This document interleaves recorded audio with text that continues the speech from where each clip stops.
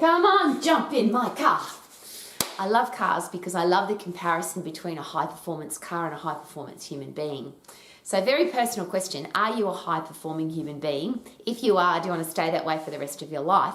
And if you're not, do you want to be and stay that way for the rest of your life? And it's interesting because when you see an old car in great shape, I think that's really impressive. Very much like humans. It's kind of expected that when you're young, you're in great physical condition, but as you get older, you're going to rust away, waste away, get old, get sick, get frail. But I love seeing old cars that are in great shape. I love also understanding what makes a car go really fast, and is that possible that that's what makes a human being go really fast? Could they be very similar? And what are the comparisons? So here's a great question. Do you have a high performance engine, and what is the engine in your body? So without a high performance engine, a car can look really pretty on the outside, but it's not going anywhere. I've met some people like that. How about you? So they look beautiful on the outside. They're really pretty, but they've got no energy and they've got no enthusiasm for life, and they're not doing anything with their life. They just look pretty. No judgment there, by the way. But if you want to be able to go places, do stuff with high performance, is it possible that you need to have an internal driving force, which is your engine? Now, it's been suggested by the exercise physiologists that our engine is our muscle. So the more muscle you have, the bigger the engine, the faster you can go, the more you can do, the heavier you can lift. And trucks are the same, buses are the same, and cars are the same. The bigger the engine, the faster they can go, and the more that they can push, pull, lift, whatever they have to do. So here's an interesting question, particularly if you're a woman, because it seems that men get this. Why, as women, do we let our engine waste away?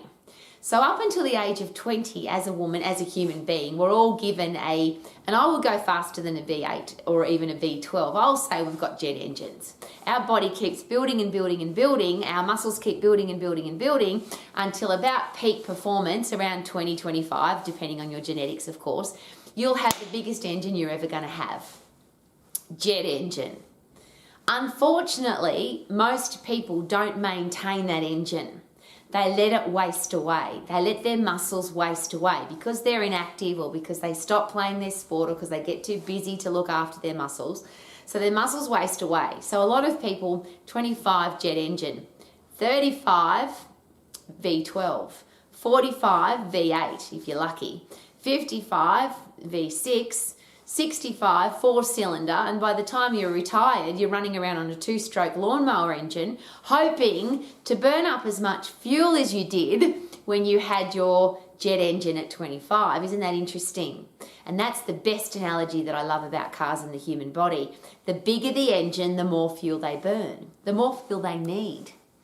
That if you want to go places fast, you need a hell of a lot of fuel. And I don't know about you, but I love food. It's one of my favorite things in the whole wide world. So I want to keep my jet engine, so I have to keep feeding it a large amount of fuel.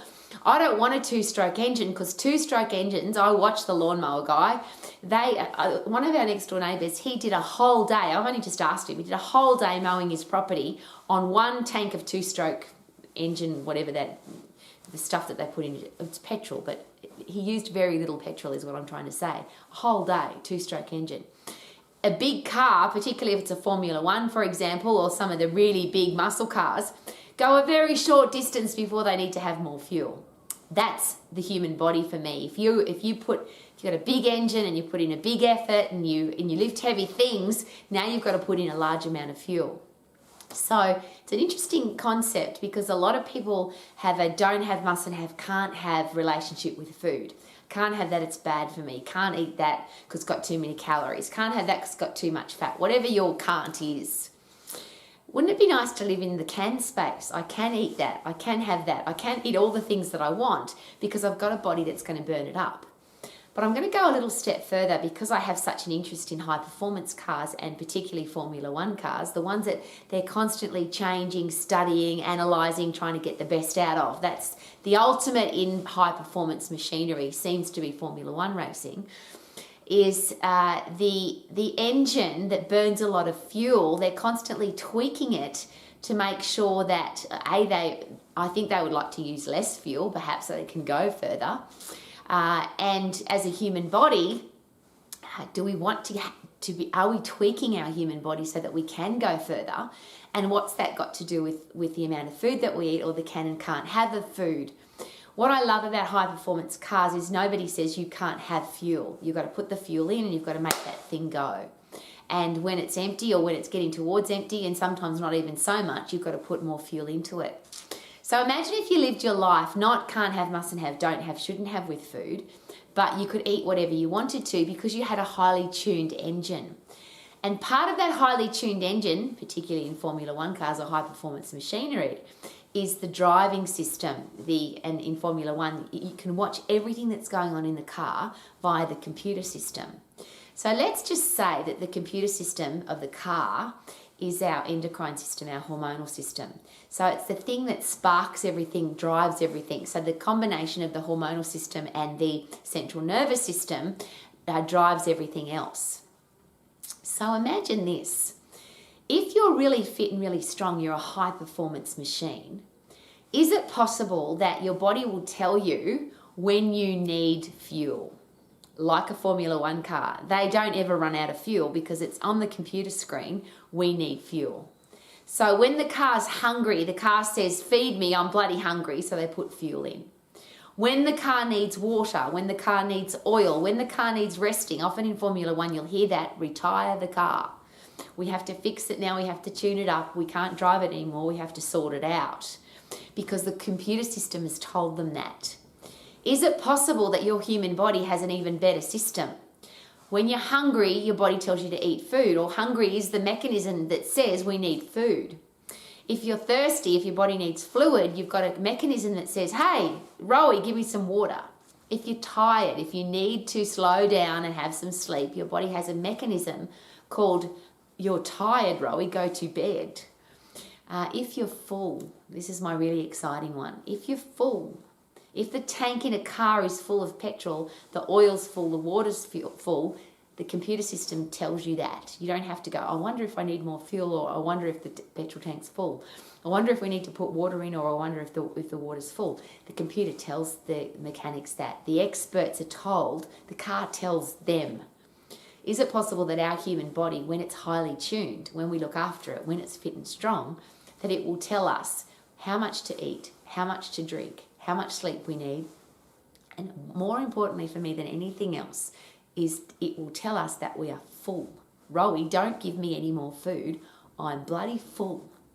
Which to me means I never have to restrict my food. I never have to say can't have, mustn't have, don't have, shouldn't have. I just eat what I feel like eating. I enjoy my food because my own body tells me, Rowie, that's enough. Don't eat anymore, you're full. And I often joke about this because you could put my favourite food in front of me when I'm full. My favourite food in the whole wide world would be hazelnut Italian gelati or pistachio Italian gelati. If I'm full, I don't eat anymore. I don't eat gelati. I've been out many times to Italian where I love gelati, it's my favourite food. And they come and say, would you like some dessert? And I just say, no, thank you, I'm full. Because I've got a body that tells me that. I've got a high performance machine that says drink when you're thirsty, eat when you're hungry, stop eating when you're full, go to sleep when you're tired, move your body because that's what the human body's designed to do. I never have to fight with my body about should I or shouldn't I exercise. I don't have to be disciplined to exercise. And that's what I love the car analogy. Cars need to drive. The biggest challenge with a high performance car is if you leave it still. In some of the countries in the world where people are embarrassed to drive high-performance cars, the number one thing that mechanics do from those high-performance car dealers is go and charge up the battery because the car hasn't been driven. A car that doesn't get driven gets wasted away, or it wastes away, it rots away, it gets old really quickly, it rusts away. So does the human body. It was designed to move. It was never designed to sit still, and it was certainly never designed to sit. Isn't that interesting? So that's why I love cars, and I've had an obsession with cars. My first car was a Datsun 120Y. I've had an enormous number of very ugly, old, horrible cars, but I still drove them like they were a Lamborghini because I wanted to look after the car that I had with a headspace that, and here's another interesting question. People say to me, Rowie, what's with you and your bloody cars? You've always got to have such a nice car. Because it's never been about the car for me. It's about who I have to become to be able to have that car. How disciplined do I have to be? How committed do I have to be? How focused do I have to be? How successful do I have to be? What do I have to do differently so I don't have to drive a crappy, unreliable car because I've had plenty of those. I want to drive a high performance, safe car that's going to get me from A to B in the most wow way possible.